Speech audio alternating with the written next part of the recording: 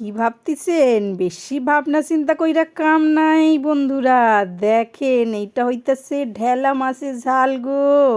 বর মশাই বাজারে গিয়ে হক্কাল অকাল কি কাম করছে দেখেন বন্ধুরা। নিয়ে চইলা আইছে ঢেলা মাছ, কয় নাকি ঝাল করো আজকে।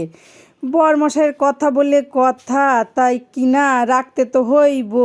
ঢেলা মাছের ঝাল করানোর জন্য পেঁয়াজটা ভালো করে গ্রেটারের সাহায্যে ভালো করে গ্রেট করে নিমু। ও মা, পেঁয়াজ বাটা তো আমারে কাঁদাইয়া ছাড়লো। এই দেখেন, তারপরে দিয়া দিলাম ফোড়নে তোমার জিরা, তার মধ্যে দিয়ে দিলাম পেঁয়াজটা, দিয়া ভালো করে ভাইজা দিয়া দিমু জিরা, টমেটো আর আদার পেস্ট দিয়া ভালো করে কষাইয়া নুন, হলুদ আর লঙ্কা দিমু। লঙ্কা কিন্তু আমি দিয়া বাড়ছি জিরার সাথে, এমনি লঙ্কার গুঁড়ো দেই নাই।